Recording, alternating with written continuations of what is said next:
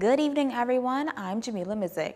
Salt production could come to a halt as the threat of industrial action looms at Martin's Inagua plant. JCN's BJ McDermott tells us what's at the heart of the union's woes. The labor climate not good down in Inagua.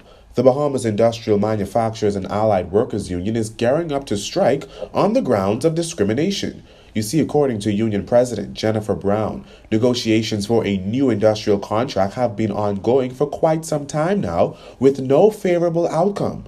In terms of a timeline, last February, the company offered the union a 1.5% wage increase effective March 1st, 2018. Another this March, and a 1.7% increase the following year. However, the union returned with an increase of 8% over the 3 years. Morton's counter-proposal went up slightly in the third year from 1.7 to 1.72%. This, says Ms. Brown, is both unacceptable and discriminatory. It looks like that's the only thing they will understand. And they are discriminating against the Inagua plant.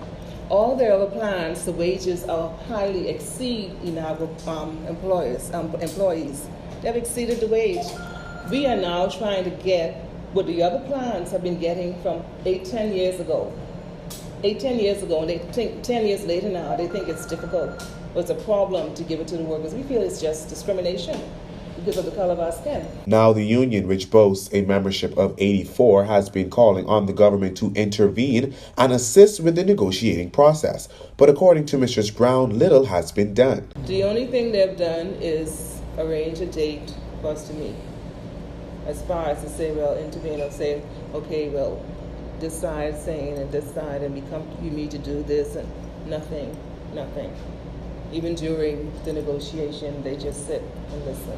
While the union has given no definitive timeline when it will strike, Mrs. Brown promises it will be within the coming weeks. Reporting for JCN News, I'm Berthany McDermott. The government seemingly making a little headway with its bid to get the Grand Lucaya Resort off its hands. According to Tourism Minister Dionisio Diagler, it's hoped that the bids will be closed off by February 15th.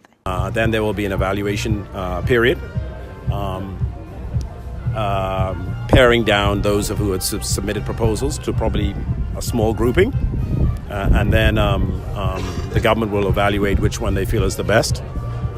And we'll select an operator. I mean, obviously we have goals, but these things take time, and we hopefully will have it done in the shortest possible time. The government expects over 20 bidders for the beleaguered property that was purchased by the government last August. In a controversial move, the Minister administration paid a $10 million deposit on the $65 million three-hotel property. A month later, the government came to Parliament with a resolution to borrow $35 million to facilitate the purchase. The government is adamant about getting a sale as soon as possible. Branded as the new downtown Paradise Island, Sterling Hurricane Hole offers a unique live, work, play lifestyle, as touted by Prime Minister Dr. Hubert Minnis, who brought the keynote address at the official groundbreaking ceremony this morning. The project is expected to provide a $250 million boost to the economy. On the employment end, it is projected to provide approximately 3,000 construction jobs over a 5-year period. And when completed, it will provide 500 full-time and part-time jobs. The development of the 13-acre Hurricane Hole Marina site encompasses residential, retail, professional office space, and a renovated marina. It will take place in 3 phases. The first phase is expected to be completed and ready for occupancy by June 2020.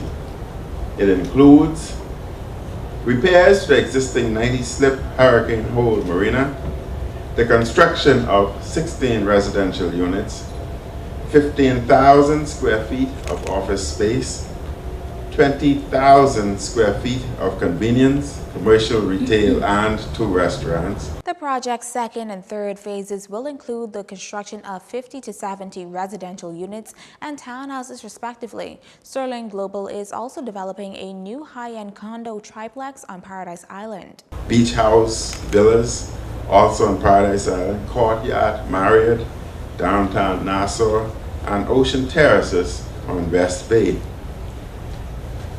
It is also considering major family island developments in both Abaco and Eleuthera.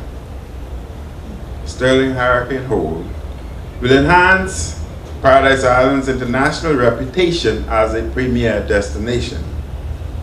And developments like this demonstrate that investors continue to value the Bahamas as a world-class destination and an excellent place for investment. According to the PM, Sterling Hurricane Hole is among the $3.7 billion in foreign investment the FNM has approved since mid-2017, adding that a number of other large-scale New Providence-based Bahamian-owned tourism projects are in the works. While Sterling Global Financial CEO and Chairman David Kasoy says the goal is to bring people to the Bahamas, they're looking to hire many new people as well as provide student tuitions. Our marina here will be expanded, and it's a fee-simple marina. It'll be expanded to today's boating industry, which is 200, 300-foot boats. And there isn't that here now. So we intend to grab that market, and a lot of these people will buy condos here. We are probably at least once a week seeing people from Canada and elsewhere wanting to move here. We're helping them move here. We want these people to move here. We feel even if they don't work here, they're creating indirectly or directly 5 or 6 jobs when they move here. And they're spending money in the community. So we're going to generate, as Diane told me, I just see this here, 600 jobs a year. And so we're going to generate a lot of jobs, which is important to the families here in this country. In other news, one of the sticking questions about the failed Fire Festival is, did the government collect all its revenue? The answer is yes, according to Acting Customs Controller Dr. Janine Moss. As is required for any event coming into the Bahamas, typically the goods are imported on a temporary basis. Okay, and so to do that, we have to get deposits for goods that would be returning, as well as duty payment on goods that would be consumed during the festival. Okay, so all the goods that came in, the water and all of that stuff, the duty was collected to the tune of some $175,000 or so. The balance of the equipment did not leave. We had some businesses in the States who owned the equipment. They were able to come forward, pay the outstanding temporary import fees, and those goods were returned. Dr. Moss says the majority of goods customs seized from the festival, like mattresses and tents, were auctioned off to Exuma residents. Now, despite the well-publicized fiasco, the customs controller says the procedure for temporarily imported goods is an efficient one. That has been happening the way that the goods come in. Those protocols have been in place. I've been in customs for 39 years, and I met that in place. It's a great check and balance. And of course, customs' first priority is always the revenue. I'm revenue driven, I'm revenue based, I think revenue. So any exemptions or waivers would come from the Ministry of Finance or Tourism to accommodate any event that's coming in here. For any goods that are imported temporarily, there is a protocol in place. It's law, it's mandated. You can have an item come in here temporarily and apply. We'll expect you to put up a deposit to cover the revenue in the event that the goods do not exit the Bahamas or are misused for any purpose other than that which it was imported for.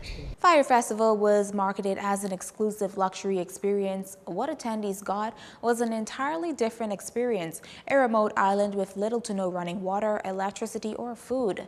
Fire Festival co-founder Billy McFarland was found guilty in a Manhattan court last year of defrauding investors of the festival and sentenced to 6 years in federal prison.